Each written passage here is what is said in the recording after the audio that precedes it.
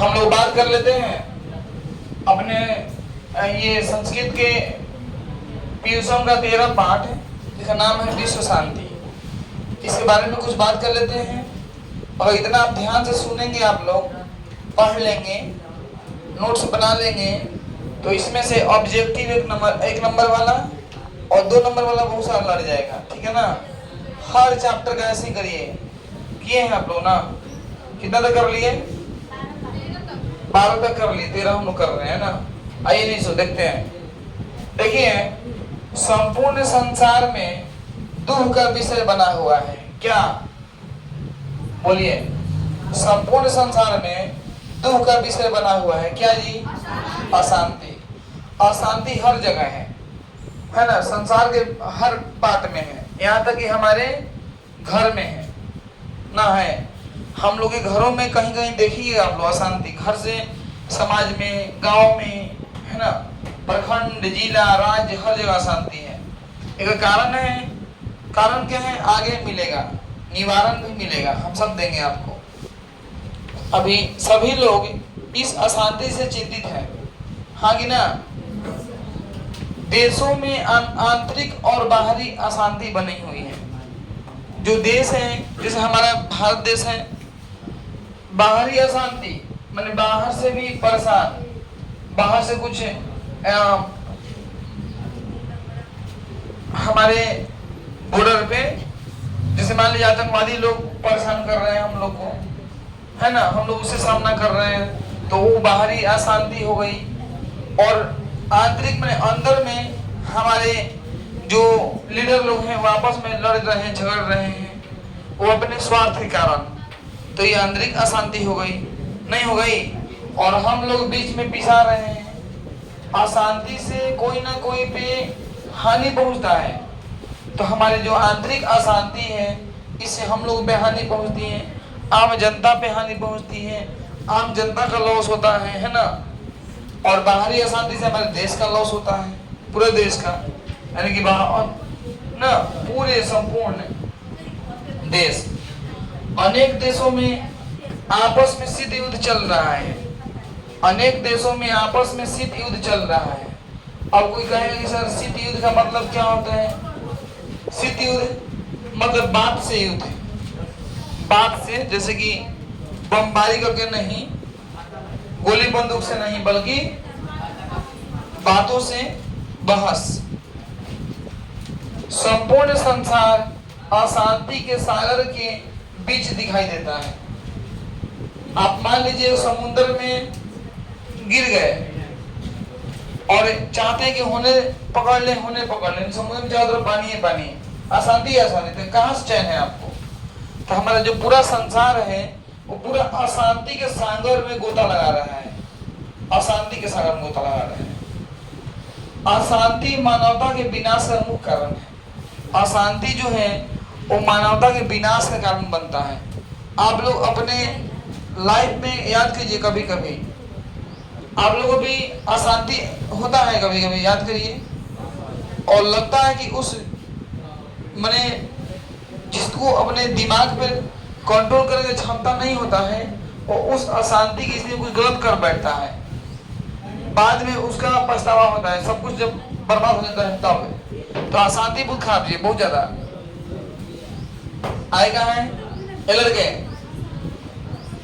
अस्त्रों का आविष्कार बड़े पैमाने पर किए जा रहे हैं। आज हमारा इंडिया हो चाहे हमारा भाई पाकिस्तान हो, है ना, भले वो हमारे साथ घात करते हैं, अलग बात है ना, वो घात करता है, क्या करेंगे, घात करता है, लेकिन उसको हम कह दिए हमारा पड़ोसी देश पाकिस्तान हो, और भी जो देश हैं वो सब क्या कर रहे हैं? अस्त्रों का आविष्कार करके उसका परीक्षण कर रहे हैं। जैसे में आप ले लीजिए बड़े बड़े परमाणु बम ले लीजिए, उस आविष्कार हो गया तो क्या होगा? उससे क्या होगा जी? विनाश होगा ना। तो किस चीज का आविष्कार क्यों होता है? विनाश करने के लिए। वो अलग बात है कि डर रहा है ना जी। तो अस्त्रों के आविष्कार बड़े पैमाने पर हो रहे हैं, तो लेकिन अस्त्रों के आविष्कार से मानवता का विनाश का भय बना हुआ है, माने सत्यानाश हो जाएगा। अगर उसका यूज कर दिया लोग आपस में भीड़ के बिना मतलब का, तो सत्यानाश होना तय है। उसका टेलर दिखाई दिया था 1945 में, याद है? एक बार बताया था पिछले क्लास में। भाई परमाणु बम का आविष्कार से मानवता के विनाश हो जाता है, विनाश हो गया। इसका टेलर आपको पता है? अमेरिका ने 6 अगस्त को और 9 अगस्त को जापान के 2 शहर हिरोशिमा और नागासाकी पर बम गिराया था। उसमें तबाही तबाही है ना, वहां पे हर चीज तबाह हो गया था। यहाँ तक कि आज भी उसका तबाही देखने को मिलता है। तो क्या है भाई, मानवता का विनाश है ना है जी, बताइए, समझ गए ना? वही अशांति के मुख्यतः 2 कारण है। आइए मेन पॉइंट देखिए, अशांति के 2 कारण है, ईर्ष्या और असहनशीलता। अब कहेंगे ईर्ष्या क्या है? किसी लड़के ईर्ष्या, एक देश दूसरे देश की उन्नति को देखता है तो उसको जलन होती है, ईर्ष्या होती है, हाँ या ना? एक देश दूसरे देश के विकास को देखता है तो उसको ईर्ष्या होता है अंदर से। क्लियर हुआ? क्लियर हुआ ना? ईर्ष्या और द्वेष दोनों लगभग एक ही हैं। किसी को देख करके ईर्ष्या जलन पैदा होती है, किसको उन्नति को देख करके, किसको ईर्ष्या पैदा होती है? एक देश को देख के दूसरे देश को, परिवार में नहीं, गांव में नहीं होता है। तो किसको होता है? जो बुद्धि का ओझ होता है, जो ओझ बुद्धि का होता है, मतलब ओझ माने जो नीच बुद्धि का होता है, उसको किसी दूसरे के उन्नति को देखकर उसको ईर्ष्या होती है, मन में जलन होती है। किसको? सबको नहीं। जो अच्छा समझदार इंसान है, जो होशियार इंसान है, जो जिम्मेदार इंसान है, उसको नहीं। जो लापरवाह है, नीच है, ओछ बुद्धि का है, उसको किसी दूसरे की उन्नति को देखकर जलन होती है। हम सभी को नहीं होगा, हम ही लोगों में किसी का बुद्धि एकदम नीच होगा, ओछ होगा, तो किसी को देखेगा विकास तो जलन कर भी करेगा ना जी। तो जलना नहीं है, आपको बड़ा दिमाग वाला बनना है, अलग समझदार बनना है, होशियार बनना है, जिम्मेदार बनना है। अब मान लीजिए हम बता रहे हैं, आपको बाबा कबूतर लाल क्या कर रहे हैं, वो फुदुक रहे हैं, आई अब धर रहे हैं लोग, एक हमें फुदुक रहे। तो ये क्या है? ये सब अशांति है ना। देखो अशांति है, लोग को देख के ये अशांति है, हमारा दिमाग के डाइवर्ट करती है लोग, हम होने जोगे नहीं होने से, ये अशांति है ना। बुझाइल एग्जाम्पल सामने साक्षात दे देनी, बउआ देखा लो।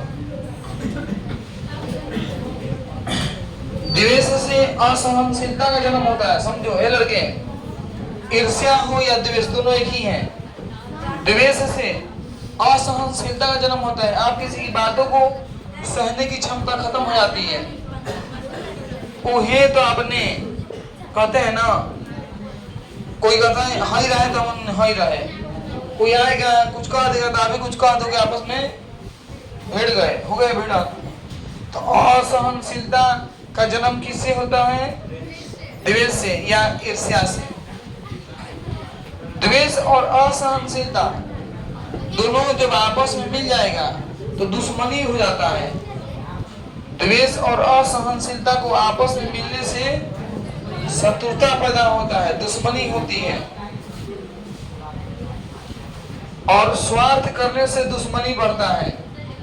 2 भाई हैं, दोनों भाई अपना अपनी कमा रहा है, दोनों भाई एक में हैं, दोनों भाई एक खाना एक में बन रहा है, लेकिन एक भाई के मन में कुछ स्वार्थ की भावना आ गई, वो अब कुछ अलग अलग से काम करने लगा। धीरे धीरे अगला भाई को भनक लगा, रे ये हमसे चुपके ही सब काम कर लिया। वो भाई कटने लगेगा, दोनों में आपस में कटाव होगा, माने तनाव पैदा होगा। तो एक भाई का स्वार्थ ने दोनों के बीच में क्या बना दिया? दुश्मनी खड़ा कर दी। फिर धीरे धीरे एक आंगन में एगो दीवार उठ जाएगा, एक आंगन में दो घर हो जाएगा, दो घर बन जाएगा। एक होने अलग परिवार है, वो अलग परिवार। एक आंगन में दो चूल्हा जल जाएगा। एक आंगन में बीच में दीवार उठ गया। किसका दीवार? द्वेष का, दुश्मनी का, स्वार्थ का दीवार है वो दीवार उठा है स्वार्थ के कारण। इसलिए दो मित्र हो, दो दोस्त हो, तो आपस में कभी भी स्वार्थ न बने। जैसे मान लीजिए हम लोग पढ़ रहे हैं एक साथ में, कभी मेरा कोई विषय छूट गया, मैं आपसे मांग लिया कॉपी, भाई मेरे दे दो तो कॉपी अपना मैं कुछ मैनेज कर लूँ, बताना दो हमको, हम जाके अपने द्वार पर आपसे समझ लिए। कभी आपका छूट गया और हम वो कॉपी नहीं दिए, समझाए ही नहीं, तो क्या हुआ कि मेरा मतलब था आपसे, मैंने काम निकाला, आपको मतलब हुआ जब जरूरत पड़ा था मैंने आपको हेल्प नहीं किया, तो स्वार्थ हो गया। नहीं, वहां पे आप स्वार्थी थे, हमको हेल्प नहीं किए, आपको हमने किया। तो स्वार्थ जो है धीरे धीरे आपस में तनाव पैदा करता है और लोगों को आपस में दूर कर देता है, दुश्मनी बढ़ा देता है। सिर्फ उपदेश देने से, पढ़ने से, सुनने से कुछ नहीं होता, बल्कि उपदेश जो सुनते हैं आप, सीखते हैं आप, जीवन में उसका वैसा आचरण करना पड़ेगा आपको, तब आपको लाभ की प्राप्ति होगी, तब आप सुकून में, शांति में, खुशी से जिंदगी जी पाएंगे। तो उपदेश करने सुन ले से कोई साधु जी आए हैं कहीं से साधु संत लोग आए हैं और वचन दे रहे हैं, जाके पंडाल में 2 घंटा बैठ गए, हाथ में दाना लेके खैनी प्रसादी और सुनी ये हो से कहते साधु जी। जब कोई अगला बोले बड़ा आदमी तो उसको रिप्लाई में जवाब ना देवे के चाहिए, एकदम नॉर्मल रहे के चाहिए। ये बड़ा बढ़िया बात बताओ तो हो ना, आपस में कह दी कि बड़ा अच्छा बात बता रहे तो साधु जी, साधु बाबा आ घरे आए, फिर टूना टूनी चालू ना, कोई बड़ा भाई है बोल दिया ना, तो छोटा भाई है ना, छोटी बहन है ना, मुंह लड़ा दिया, पापा बोल दिए ना, मम्मी बोल दी ना, तो जवान लड़ा दिया ना। तो ये सब क्या है? तो सिर्फ उपदेश सुन रहा है, सब जिंदगी में उतार नहीं रहा, तो सब क्या फायदा? तो वो यहाँ लिखा हुआ वही बात, इस चीज जानना है आप लोगों को। आगे लिखिए,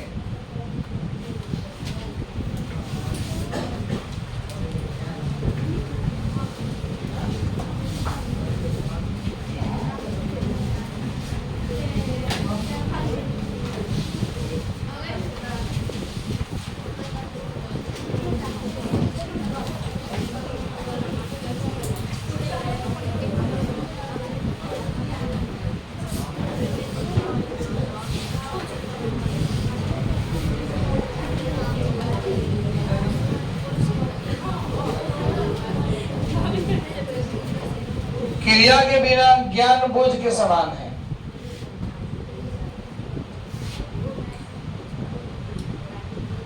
देशों के आपसी विवाद को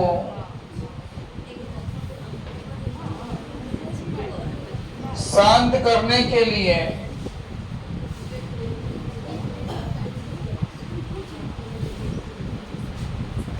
संयुक्त राष्ट्र संघ की स्थापना की गई है। संयुक्त राष्ट्र संघ की स्थापना की गई है। भगवान बुद्ध ने प्राचीन काल में, बहुत पुरानी बात है, प्राचीन काल में भगवान बुद्ध ने कहा था कि वैर से वैर को शांत करना असंभव है।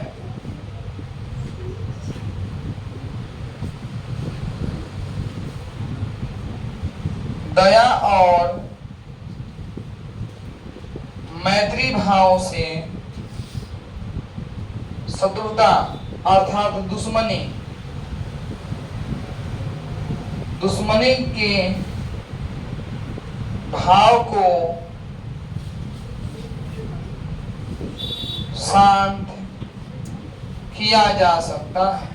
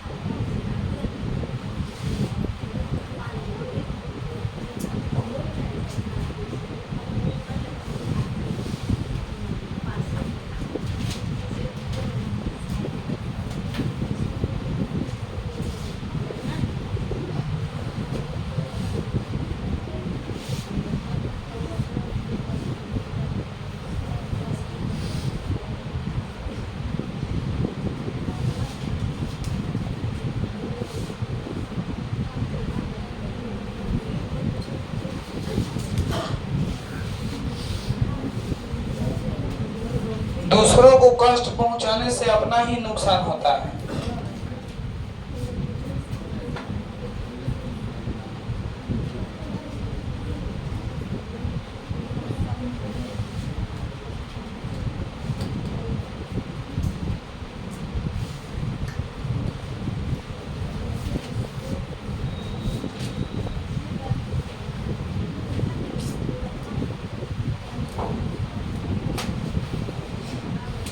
परोपकार करने से आत्म संतुष्टि मिलती है।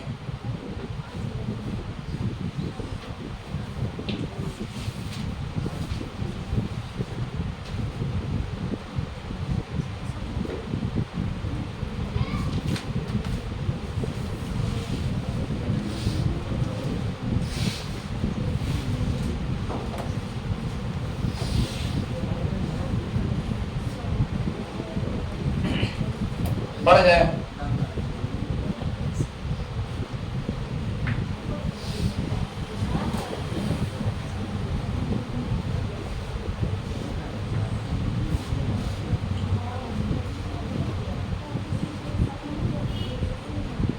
किताब में लग रहा है जी पूजा ऑब्जेक्टिव में।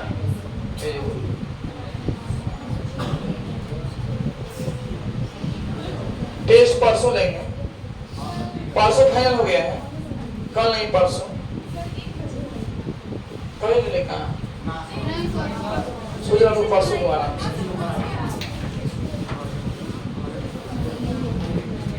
प्रिया परसों टेस्ट है मैथमेटिक्स के 7 बार का। मन लगा के पढ़िएगा, कुछ पूछना हो तो शाम को 7 बजे चले आइए चांदनी को लेके। उन्हें रवि किशन को ले लीजिए और दिक्कत होगा आप लोगों को। लेकर समझ के सामने मिल के आगे पूछ लीजिए।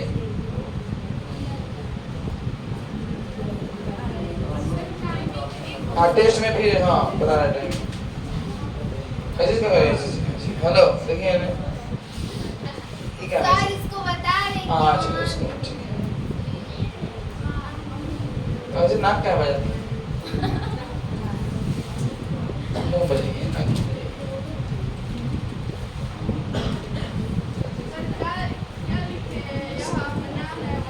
पराया है ये अपना है, वह पराया है। ये कौन सोचता है? हाँ कम बुद्धि वाले लोग। और जो बड़े जो उदार हृदय वाले सब अपना है, नो प्रॉब्लम, चलो सब ठीक है जब तक है ना। श्रेया भारती आगे बढ़े। अच्छा ये भारती उनका था, तिवारी आपका।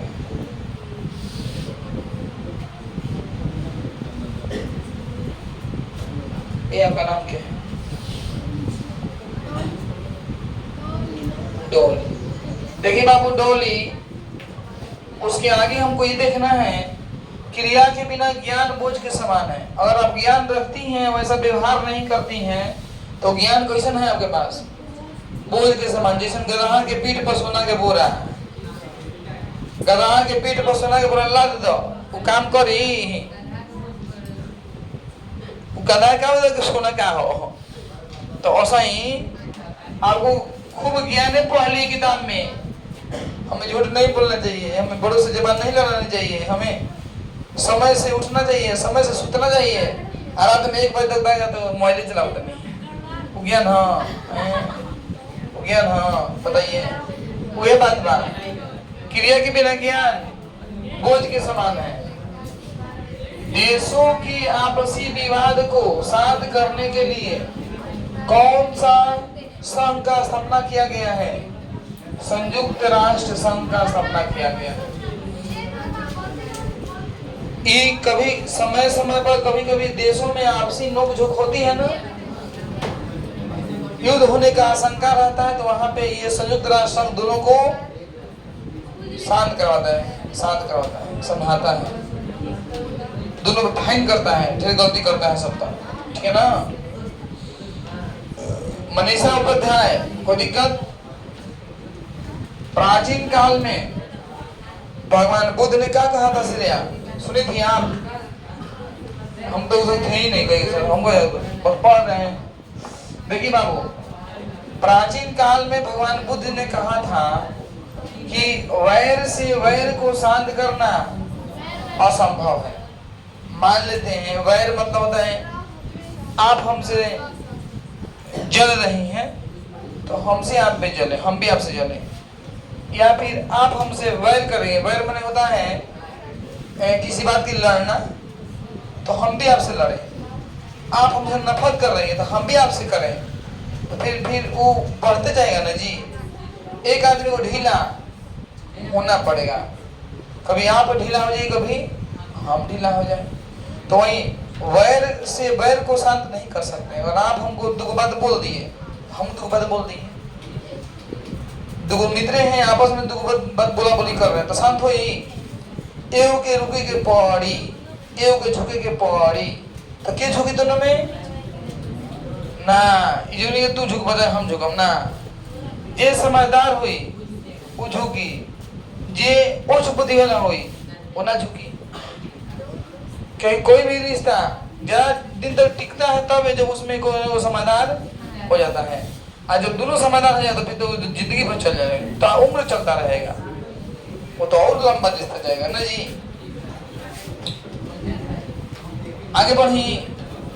दया और मैत्री भाव से, दया मने दया करके और मित्रता का भाव करके आप दुश्मनी को कम कर सकते हैं, दुश्मनी को शांत कर सकते हैं, दुश्मनी को मिटा सकते हैं। कोई आपको देख के जल रहा है, आप उसको देख के मत जलिए, आप उस पर दया कीजिए, उसके लिए भलाई कीजिए, उसके लिए अच्छाई कीजिए। धीरे धीरे वो बेचारा वो भी आपके बारे में सोचेगा, वो भी उसके मन से आपके पर दुश्मनी जो धीरे धीरे खत्म हो जाएगा। हाँ, समझ में गया ना? यही होता है सच्चाई। आगे देखिए, कम बुद्धि वाला लोग यही विचार करता है कि ये हमारा है वो उनका है, लेकिन उदार हृदय वाला व्यक्ति संपूर्ण धरा को अपना ही परिवार मानता है। जैसे में मान लेते हैं कि हम रोड से जा रहे हैं,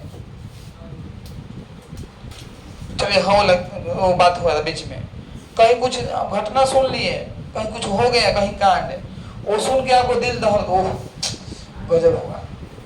ये उदार हृदय ने सुन रहा है, गजब, उसको कितना दिक्कत हुआ होगा उसको। आज जो उच्च बुद्धि वाला होगा, ये सर बोल रहा है ऐसा न है ना, ये सब कोई बात ना होला ऐसा। अरे भाई वो परिवार है, वो इंसान है, उसके प्रति आपके दिल में हमदर्दी होना चाहिए। आप मदद नहीं कर सकते तो हमदर्दी जता सकते हैं, हाँ या ना, हाँ या ना, बताइए। तो ये सब चीजों से थोड़ा सावधान रहना है, समझना है कि ना भाई ये परेशानी सबके होला, कल तहरा पाई काल परसों हमारा पाई, कि कुछ छोड़ ले बका दुख किसी को छोड़ा है, सर्दी खांसी किसी को छोड़ा है, तो फला के भाई तो हम हंसे लगनी, कल तारो हुई तो वो हंसी, ये चलते केहू के दुख आए, केहू कष्ट के बात हो हमदर्दी जतावा, अगर हो सके तो मदद करा, और नहीं हो सकता एकदम न्यूट्रल दुआ करो भगवान से, हे ईश्वर उसको शक्ति दीजिए, गुस्सा है वो इस दुख को सह सके, उसको दुख को जल्दी ठीक कीजिए हे ईश्वर। अरे कोई नहीं, यही तो कर सकते हैं आप, जो बस में वो करिए ना। अब हंसीगा, दूसरों को कष्ट पहुंचाने से अपना ही नुकसान होता है, हाँ या ना? दूसरों को कष्ट पहुंचाने से अपना ही नुकसान होता है। एगो बच्चों वाली कहानी था, एगो कुआं में मेढक थे, तो 5 गो मेढकवा मिल के एगो मेढकवा को तंग कर रहा था। मेढक एगो बहरी आया जो तंग कर रहा था जगह, ये बहरी आके एगो सांप से दोस्ती किया। सांप से बोला भाई मेरे अपने जो है ना मेरे को बहुत सता रहे हैं, चलो ना उन लोगों को दिखा दो। तो ये सांप से दोस्ती कर लिया, जाके कुआं में चल गया। अब ये वो 5 को बारी बारी से व्यवस्था करने लगा, माने बारी बारी से खा गया सपवा, 5 खा गया बारी बारी से। तो ये जो दोस्त था बड़ा खुश था कि मेरा दोस्त मेरे दुश्मन को मिटा दिया ना जी।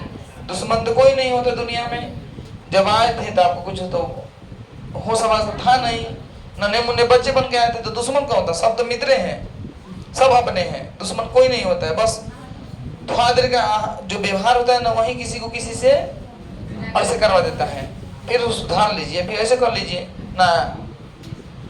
तो अंत में उस सांपवा किसको खा गया? जौन दोस्ती किया था उसी को अंत में खा गया।